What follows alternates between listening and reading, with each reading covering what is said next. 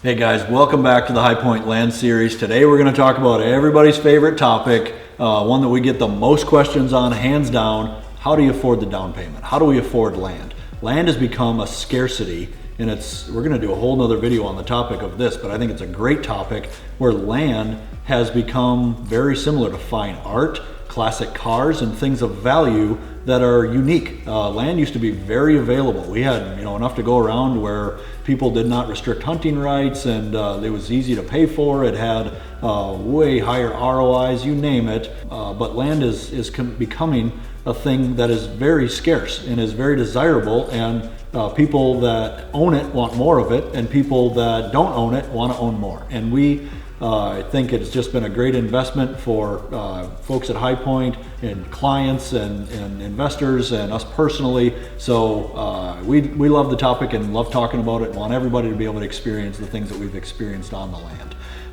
The keyboard warriors of the world will probably tell you that the loan opportunity is this, or land is this, or land is this. Don't listen to them. If it makes sense for you, your family, your operation, it's something you want to do, it's been great to the people that own it over the course of time, and that's what we're here to talk about. How to afford it, how to get the payment, how to get the down payment is the biggest thing we get asked, hands down. So you might have 5% opportunity in your area, as the Florida Georgia line says, song says 10% down in your area, might be 25%, might be 50%, depending on the financial institution, what the contract for deed holder or the land contract holder is willing to offer. Lots and lots of opportunities. Don't think that just because the bank told you that you needed 25% down, that's the only way that it's going to make sure that you get into land. So we're going to talk a little bit about how to save money for land and what's worked out for lots of folks that I know, myself included. And we're also going to talk about where to maybe get some different loan options. And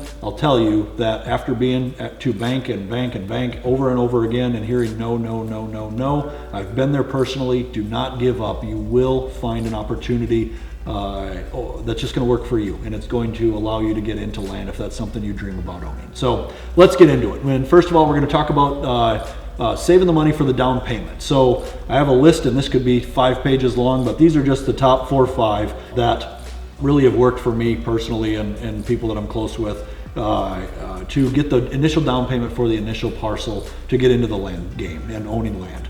Number 1 is a topic that I've talked about 100 times, and it's on the topic of stealing from yourself is what I call it. Take the money that you get from whatever cash flow you have, the job, the interest rates off of cash that's saved, whatever it may be, any type of cash flow, and just steal it from yourself. Put it somewhere. Call the account the land account. Call it, some kind of jar that's safe, that there's no risk in, that's for a down payment in the future. And not financial advice here, just disclaimer wise, but it's worked for me personally. Take the money from your cash flow and steal it from yourself so you don't go spend it on something else. If you could put it somewhere in a safe high interest checking account or a money market account with your financial advisor, or somewhere safe that has a stable return, 1 to 5%.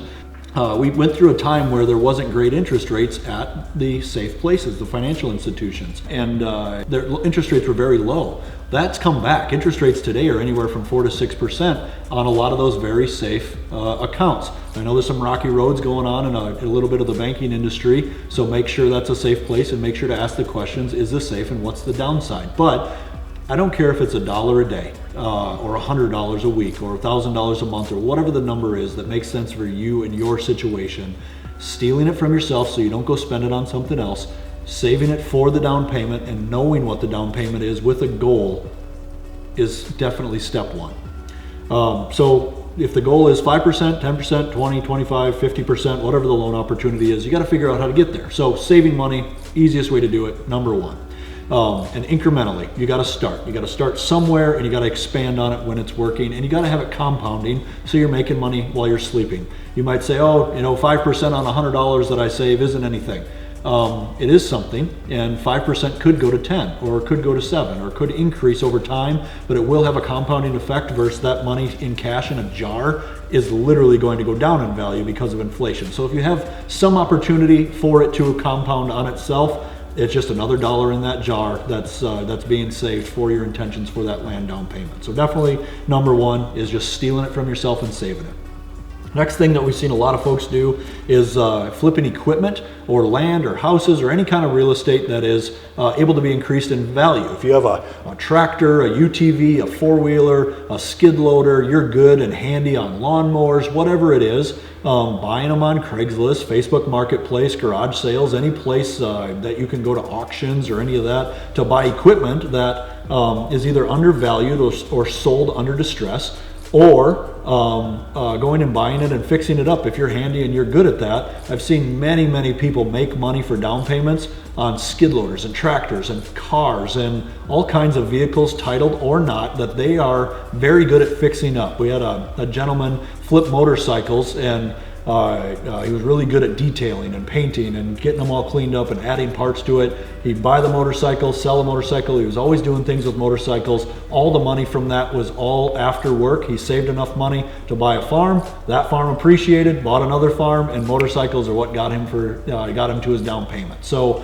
think about what you're good at and what you can do outside of work to go compound your income, and take that money, make sure it's all extra, and save as much as you can in a compounding account so that grows, so you have enough money for that down payment on the land. And it's very important not only to do that and have some avenue to go with the cash flow and have some compounding effect beyond hourly income if possible, but also very important to know what the number is. Say I have a goal of owning 40 acres, 80 acres, 100 acres, 1,000 acres, whatever it is that makes sense for you and your family, whatever the numbers are.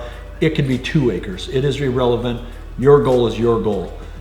If you know what that number is, it's important. Talk to some banks, talk to some landowners or folks that know stuff about contract for deeds. Talk to them and see what it's going to cost. I've made this mistake, and I don't want you to make this mistake. If you don't know the number, you're shooting at a target in the dark, and it becomes very difficult to shoot at a target in the dark. If you know anything about shooting or shooting a bow and arrow or sports or whatever it is, if you're blindfolded, if you're shooting in the dark, you do not understand what goal you're after. You don't know what you're chasing. So start by figuring out what the goal is. Next step in line, figure out what it's going to take to pay for that goal, as well as what the down payment requirements are in your area or the avenue that you're going to go, and then chase that target with the lights on, knowing that it's going to cost you $10,000, $50,000, $100,000, $1 million down, whatever it is for the loan or the property in cash or whatever it is.